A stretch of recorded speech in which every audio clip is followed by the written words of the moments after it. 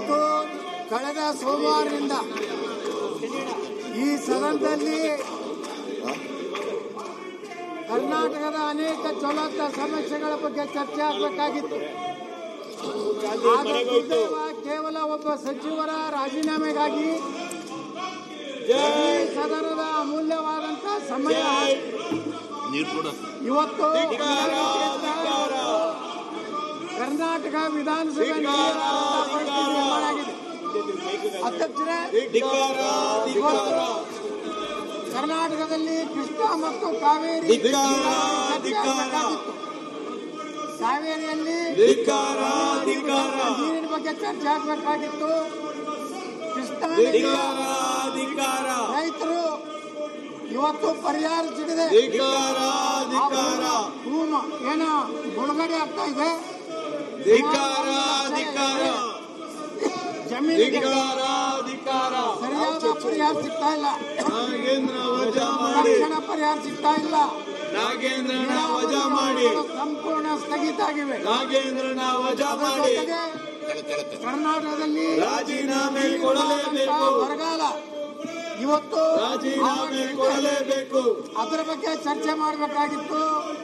ರಾಹುಲ್ ಗಾಂಧಿ ಮನೆಗೋಯ್ತು, ಚರ್ಚೆ ಮಾಡದೆ ದಿನಾಲು ಪ್ರಿಯಾಂಕಾ ಗಾಂಧಿ ಮನೆಗೋಯ್ತು. 11 ಗಂಟೆಯಿಂದ ನಿರಂತರವಾಗಿ ಪ್ರಿಯಾಂಕಾ ಗಾಂಧಿ ಮನೆಗೋಯ್ತು. ಸಮಸ್ಯೆಗಳ ಬಗ್ಗೆ ಚರ್ಚೆ ಮಾಡಬೇಕಂತ ಉದ್ದೇಶದಿಂದ ಇವತ್ತು ಬಿಡದಿ ರೈತರು ಸುಮಾರು 600 ದಿವಸ ಆಯ್ತು ಅಲ್ಲಿ ಧರಣಿ ಸತ್ಯಾಗ್ರಹ ಮಾಡ್ತಾ ಇದ್ದಾರೆ.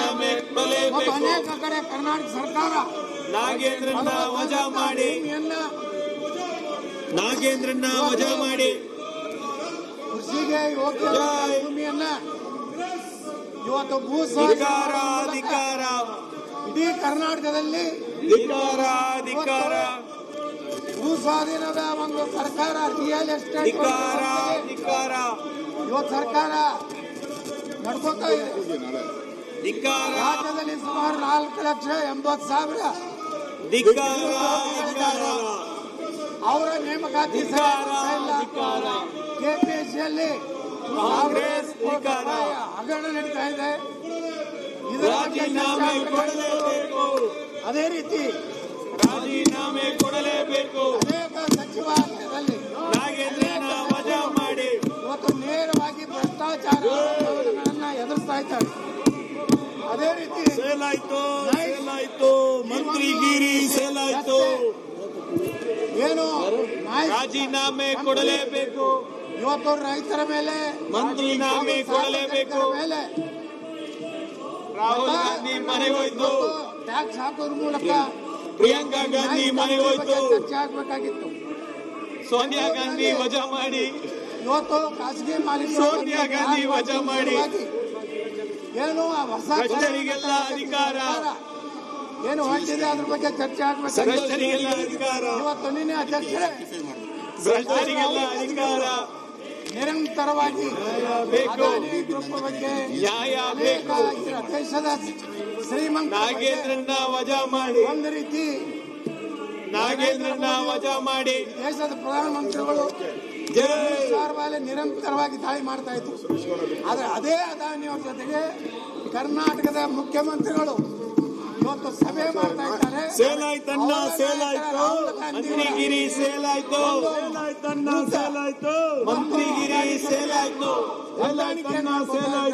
ಮಂತ್ರಿಗಿರಿ ಸೇಲಾಯ್ತು, ಮಂತ್ರಿಗಿರಿ ಸೇಲಾಯ್ತು, ಮಂತ್ರಿಗಿರಿ ಸೇಲಾಯ್ತು ಮಾಡ್ಕೊಂಡು ನೀರಾವರಿ ಬಗ್ಗೆ ಬಗ್ಗೆ ವಿಚಾರ ಬಗ್ಗೆ ಅನೇಕ 150 ಕೋಟಿಗೆ ಸೇಲ್ ಆಯ್ತು, 150 ಕೋಟಿಗೆ ಸೇಲ್ ಆಯ್ತು, ಮಂತ್ರಿಗಿರಿ ಸೇಲ್ ಆಯ್ತು, 150 ಕೋಟಿಗೆ ಸೇಲ್ ಆಯ್ತು, ಮಂತ್ರಿಗಿರಿ ಸೇಲ್ ಆಯ್ತು, 150 ಕೋಟಿಗೆ ಸೇಲ್ ಆಯ್ತು. ಡಿ.ಕೆ. ಶಿವಕುಮಾರ್ ಅವ್ರನ್ನ ರಕ್ಷಣೆ ಮಾಡಿಕೊಳ್ಳುವ ಸಲುವಾಗಿ ಹೊಂದಾಣಿಕೆ ಮಾಡಿಕೊಂಡು ಈ ಸದನವನ್ನು ನಡೆದೇ ರೀತಿಯಲ್ಲಿ ಇವತ್ತೇನು ನಡೆಸಿದ್ದಾರೆ. ನಿಜಕ್ಕೂ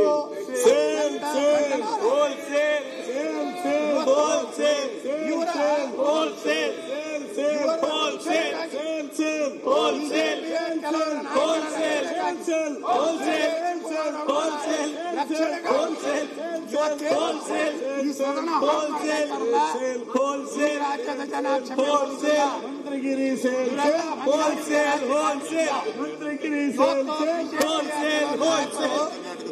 ಮುಖ್ಯಮಂತ್ರಿ ಡಿ.ಕೆ. ಶಿವಕುಮಾರ್ ಅವರ ರಾಜೀನಾಮೆ ಕೇಳಬೇಕಾಗಿತ್ತು. ಆದ್ರೆ ದುರ್ದೈವ ಕೇವಲ ನಾಗೇಂದ್ರ ಅನ್ನುವಂತ ಒಬ್ಬ ಮಂತ್ರಿ ಸಲುವಾಗಿ ದಿವಸದಿಂದ ಮಾರಾಟ ಈ ರೀತಿ 150 ಕೋಟಿ ಮಾರಾಟ ಇಲ್ಲಿ ಸೇಲ್ ಆಯ್ತು. ಒಬ್ಬ ಶಾಸಕರಾಗಿ ಮಂತ್ರಿಗಿರಿ ಮಾರಾಟ ಮಂತ್ರಿಗಿರಿ ಮಾರಾಟ ರೈತರ ಬಗ್ಗೆ ಚರ್ಚೆ ಆಗ್ತಾ ಇಲ್ಲ. ಮಂತ್ರಿಗಿರಿ ಬರಗಾಲ ಬಗ್ಗೆ ಚರ್ಚೆ ಆಗ್ತಾ ಇಲ್ಲ.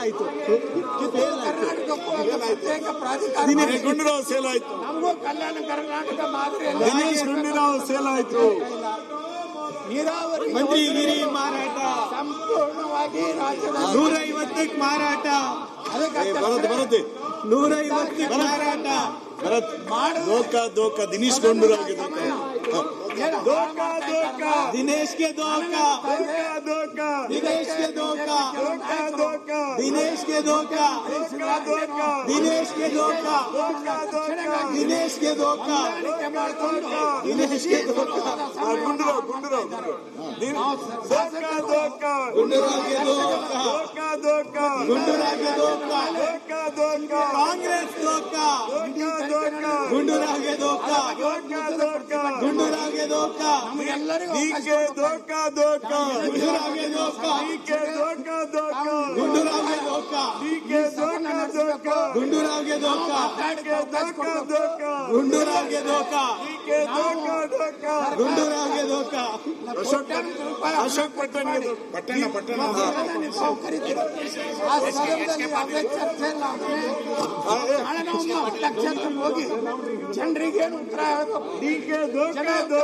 दलितರಿಗೂ धोखा दलितರಿಗೂ धोखा ब्राह्मणರಿಗೂ धोखा दलितरिಗೂ धोखा ब्राह्मणರಿಗೂ धोखा दलितरिಗೂ धोखा ब्राह्मणರಿಗೂ धोखा दलितरिಗೂ धोखा ब्राह्मणರಿಗೂ धोखा ಸಂಪತ್ಪಡಿಸುವಂತ ಬೀದಿ ಪ್ರದೇಶವನ್ನು ಇವತ್ತು ಈ ರಾಜ್ಯದ ಮುಖ್ಯಮಂತ್ರಿ ಹೇಳ್ತಾರೆ. ಅಲ್ಲಿ ಮೀನುಗಾರರಿಗೆ धोखा ಬರಡು ಭೂಮಿ ಇದೆ ಅಂತ ಹೇಳಿ ಮೀನುಗಾರರಿಗೆ धोखा ಅಧ್ಯಕ್ಷರೇ ಮೀನುಗಾರರಿಗೆ धोखा ಬಿಜೆಪಿಗೆ धोखा ಎಲ್ಲೋ ಸೂರ್ಯನ ವೈದ್ಯರಿಗೆ धोखा ರೈತರು ವೈದ್ಯರಿಗೆ धोखा ಜೀವನವನ್ನು ಕಟ್ಟಿಕೊಂಡಿದ್ದಾರೆ. ವೈದ್ಯರಿಗೆ धोखा ಬಿಡದಿಯಲ್ಲಿ ವೈದ್ಯರಿಗೆ धोखा ಮಾರಾಟ ರಾಜಣ್ಣಿಗೆ धोखा ರಾಜಣ್ಣಿಗೆ धोखा ರಾಜಣ್ಣಿಗೆ धोखा ರಾಜಣ್ಣಿಗೆ धोखा ರಾಜಣ್ಣಿಗೆ धोखा ಏನು ಪರಿಹಾರ ಮೋಸ ಮೋಸ ಎಚ್.ಕೆ. ಪಾಟೀಲ್ ಮೋಸ ಪಾಟೀಲ್ರಿಗೆ ಮೋಸ ಪಾಟೀಲ್ರಿಗೆ ಮೋಸ ಪಾಟೀಲ್ರಿಗೆ ಮೋಸ ಪಾಟೀಲ್ರಿಗೆ ಮೋಸ ಪಾಟೀಲ್ರಿಗೆ ಮೋಸ ಎಚ್.ಕೆ. ಪಾಟೀಲ್ ಮೋಸ ಪಾಟೀಲ್ರಿಗೆ ಮೋಸ ಪಾಟೀಲ್ರಿಗೆ ಮೋಸ ಮಹಿಳೆಯರಿಗೆ ಹೊರಗಡೆ ಮೋಸ ಮಹಿಳೆಯರಿಗೆ ಮೋಸ ಮಹಿಳೆಯರಿಗೆ ಮೋಸ ಮಹಿಳೆಯರಿಗೆ ಮೋಸ ಪರಿಹಾರ ಸಲುವಾಗಿ ಅಬ್ಬರಿಗೆ ಮೋಸ ನಮ್ಮ ಜನರ ಅಬ್ಬರಿಗೆ ಮೋಸ ಅವರ ಬಗ್ಗೆ ಅಬ್ಬರಿಗೆ ಮೋಸ ಚರ್ಚೆ ಅಬ್ಬರಿಗೆ ಮೋಸ ಮುಗಿಸ್ಕೊಂಡು ಅಬ್ಬರಿಗೆ ಮೋಸ ಅಬ್ಬರಿಗೆ ಮೋಸ ಸದನದಲ್ಲಿ ಚರ್ಚೆಗೆ ಭಾಗವಹಿಸುವ ಅವಕಾಶ ಇಲ್ಲ.